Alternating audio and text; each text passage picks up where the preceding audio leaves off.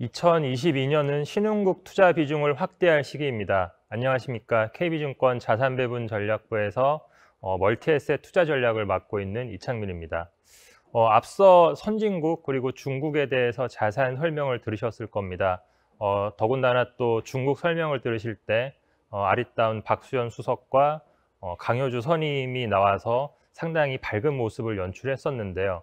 갑자기 제가 나와서 그리고 그렇게 관심이 크지 않은 신흥국을 해드린다고 해서 좀 나가실 수도 있는데요.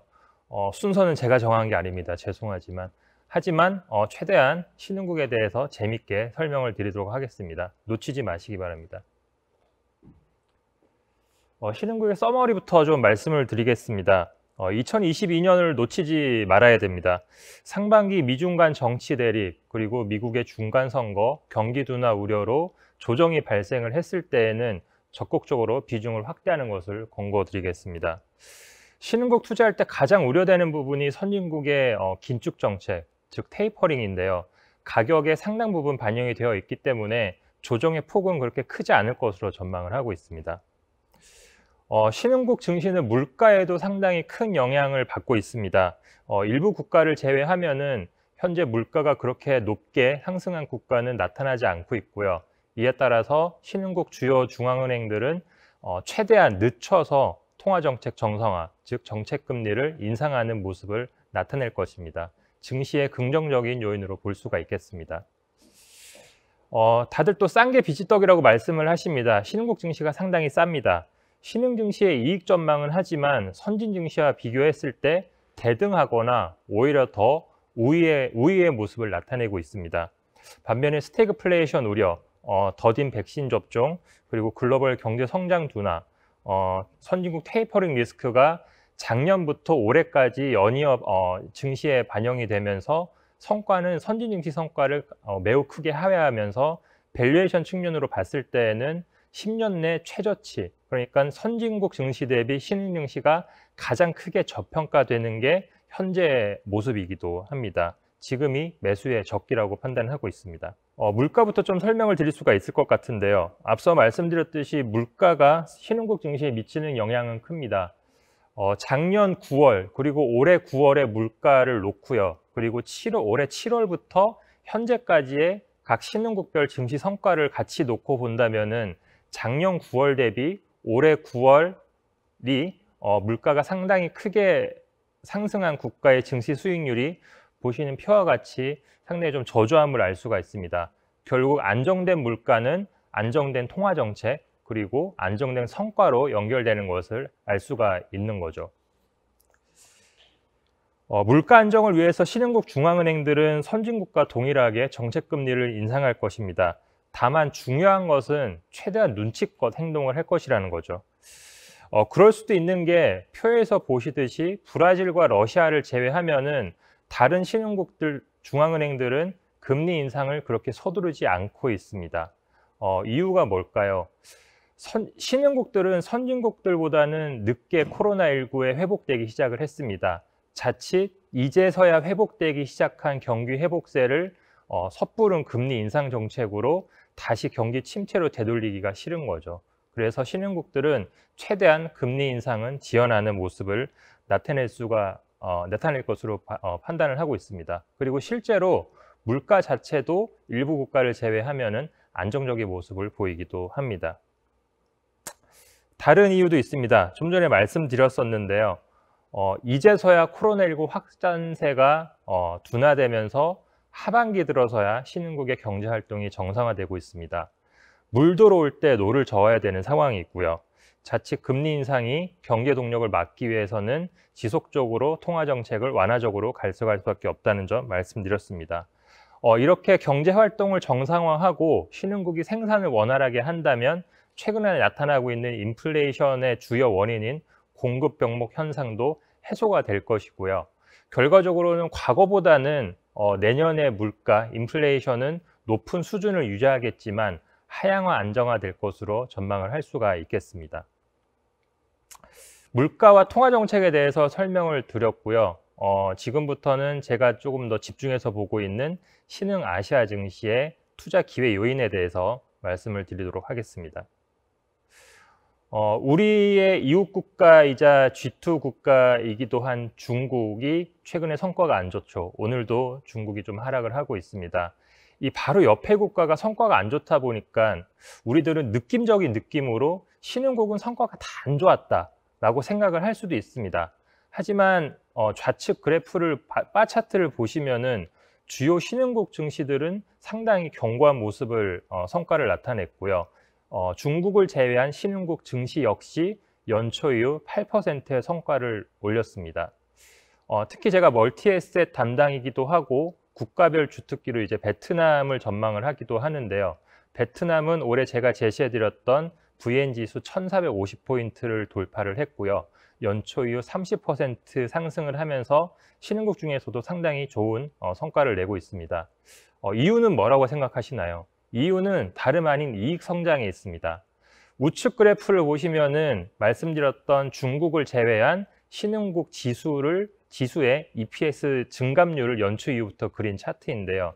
보시다시피 이익이 옆으로 횡보하긴 하지만 감소하는 모습은 나타내지 않고 있는 모습을 나타내고 있습니다. 즉 이것이 이 지수의 8% 성과로 또 나타나게 된 것이죠. 특히 이 중국을 제외한 신흥국 지수에서 약 20% 정도를 차지하고 있는 인디아, 인도네시아, 그리고 태국 세 개 증시는 보시다시피 이익 상승률이 상당히 양호하게 나타나고 있습니다. 추가적인 상승을 기대할 수 있는 요인이 되는 거죠. 하나씩 보겠습니다. 인디아는 최근에 베트남만큼이나 상당히 크게 올랐습니다. 단기적으로 가격 부담은 점증하는 시기이기도 하고요.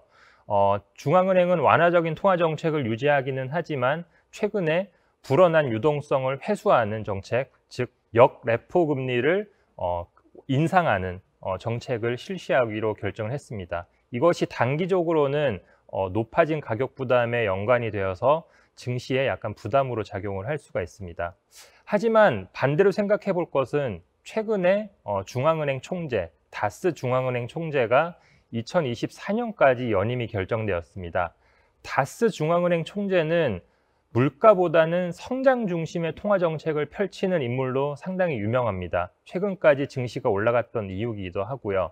따라서 이 관점에서 봤을 때에는 향후 2, 3년간은 인디아의 통화 정책은 완화적으로 갈 수 있다라고 생각을 해볼 수가 있겠습니다.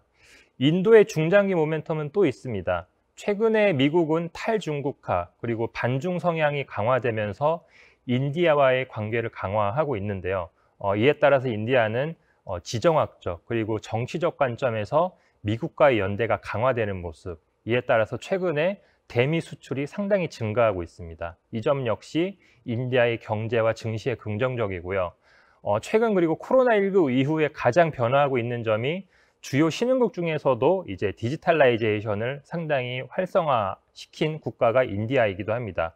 정부 주도로 디지털라이제이션을 지향을 했고요. 그 결과 인디아 정부는 지금까지 부족했던 세수를 확보할 수 있는 여력을 상당히 많이 마련을 했습니다. 이것을 재원으로 향후 인프라 투자 확대로 이제 지속을 하게 될 거고요. 이 역시 인도의 고성장, 과거의 고성장, 그리고 인디아 증시의 중장기 상승 모멘텀으로 작용할 수 있다고 보시면 되겠습니다. 아까 물가 말씀드렸는데요. 인도네시아 같은 경우가 물가가 증시에 얼마나 큰 영향을 미치는지를 볼 수 있는 바로미터라고 볼 수가 있습니다. 인디아는 올해 1분기만 하더라도 일간 코로나19 확진자 수가 수만 명대를 유지했었습니다. 하지만 현재는 1000명을 하회하고 있고요. 경제활동이 정상화되고 물가가 안정되면서 주요 신흥국 중에서는 유일하게 금리를 인하한 국가가 바로 인도네시아이기도 합니다. 통화정책 완화, 물가 안정, 거기에 좌측 그래프에 보시다시피 루피아 환율도 상당히 안정화되면서 이것이 외국인 투자자들한테 상당히 메리트로 작용을 했고요. 우측 그래프처럼 빨간색 선입니다.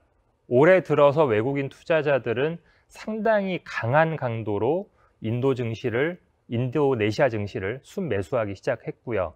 통상적으로 외국인의 순매수와 인도 증시가 동행을 했었는데 올해 연초 이후 11% 오르면서 코로나19 이전 수준까지 반등한 모습을 확인하실 수가 있습니다. 마지막으로 태국입니다. 개인적으로 태국은 제가 2019년까지 연속 2년 휴양지로 선택할 정도로 저에게는 상당히 좋은 사랑스러운 이제 휴양지이기도 했습니다. 하지만 코로나 때문에 관광업이 상당히 큰 타격을 받았었죠. 하지만 좌측 그래프를 보시듯이 올해 하반기부터 경제를 개방하면서 관광객 수가 조금씩 증가를 하고 있습니다. 아직까지는 월간 기준으로 봤을 때는 평월 수준의 1%도 되지 않습니다. 하지만 증시는 그에 선행해서 반응을 했고요. 우측 그래프 보시면 아시겠지만 태국 총 지수에서 25%를 차지하고 있는 서비스 섹터, 그 안에서 8%를 차지하고 있는 관광 레저 섹터는 연초 이후 33% 상승하면서 총 지수의 3배 육박하는 성과를 나타내고 있습니다. 관광업의 회복이 결국은 인도의 증시를 상승 모멘텀으로 이끄는 동력이 될 수 있다. 이렇게 또 생각을 해볼 수가 있겠습니다. 신흥국 ETF 중에 아시아 증시가 높은 비중을 차지하고 있는 ETF로는 iShares MSCI 이머징 X 차이나라고 있습니다. 길죠. 티코로 하면은 EMXC입니다. 기억해 주시고요. 이 ETF에 관심을 가져주시기 바랍니다.